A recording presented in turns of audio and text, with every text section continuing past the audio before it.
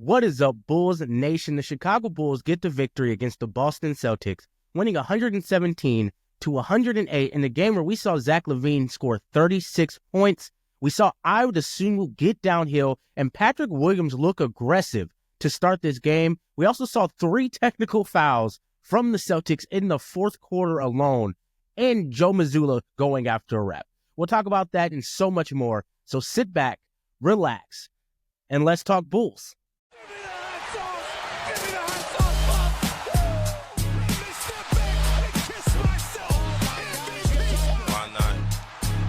Can I be the MVP of the league?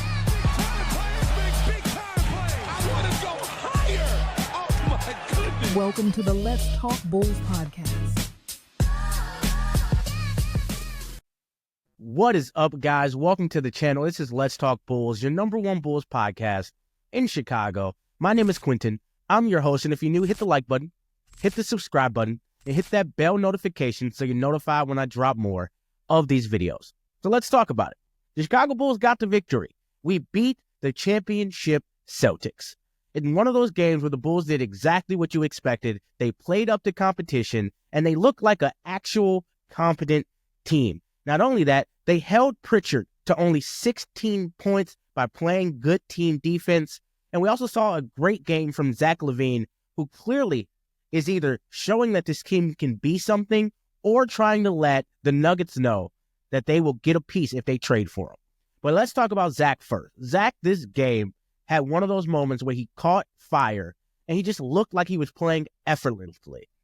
36 points, 6 rebounds, 4 assists, 11 for 19 from the field, 6 for 11 from the three-point line, and 8 for 9 from the free throw line. So he was getting towards the rim, getting fouled, and hitting his free throws, which is a big thing for Zach to get him those extra points. He played the way you want him to play.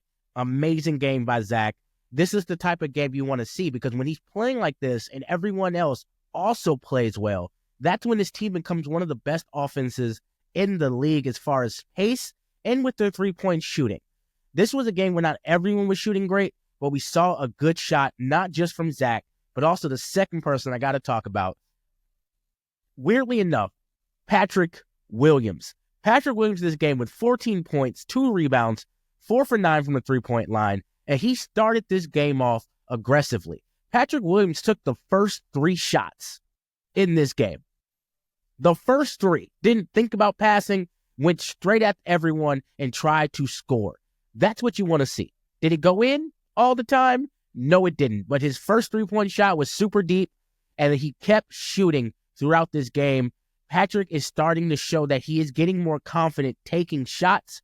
Now he just has to start making them towards the rim. His 3-point shooting's been fine, but he needs to attack. He needs to start making those layups. And as we all know as Bulls fans, he needs to start hitting dunks. Patrick might be the one person who misses the most dunks out of anybody I've ever seen. So if he can start doing that as well, it's going to go well for the Bulls. And this could be either maybe he's just understanding what he has to do now, or maybe seeing modest and understanding that his position is not guaranteed is starting to light a fire under Patrick Williams. So Patrick played great. Zach played great. We got a great game from the offensive point of view from the starters. Ayo Desunmu, 17 points, 8 rebounds, 4 assists. Vooch, 16 points, 14 rebounds, 4 assists. Zach Levine, we already went over. Cobe White, 12 points, 6 rebounds, 3 assists. The team was playing team ball, passing it, getting everyone involved. And not only that, we also saw the bench. But let's talk about the starters first. They did okay. Defensively, they could play better, right? At the start of this game, they were kind of holding themselves in it, which is something that the Bulls tend to do sometimes. But usually they end up giving something up, like a nice long run by the other team or a couple bad plays, and that's when they crumbled.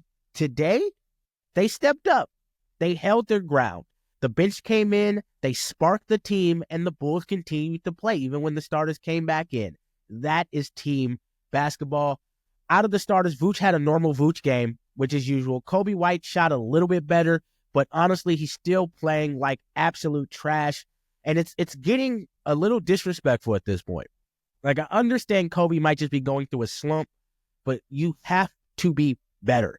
This is a very, very long cold spell for Kobe, where it's not just his shooting, his overall play, his decision-making, his handles, his attacking, everything is looking bad, right? He's looking terrible right now, and we need to see more from him, especially if this team is going to think about keeping him, right? This draft coming up, you've heard me say countless times on this channel, I do not want Cooper Flag. There are some point guards in this draft that we could go after if Kobe is not going to be the one. Okay, so he's got to step up. He's got to show his worth, and that's got to happen this second part of the season. He's got to show what he can do, because right now it's not looking good. And then last in the starters, we got to talk about Ayo Desunmu. Ayo, this game looked like Illinois Ayo. He was driving to the rim, using his speed. He was dribbling, doing behind the backs, crossovers, and blowing by Jaylen Brown consistently. That is the Ayo I love to see. This is the Bulls I love to see. Yes, you want to shoot three-point shots, but sometimes you got to attack. Boston understands that, and you see it. When Boston's not shooting well, they go towards the basket. The Bulls tend to force up shots.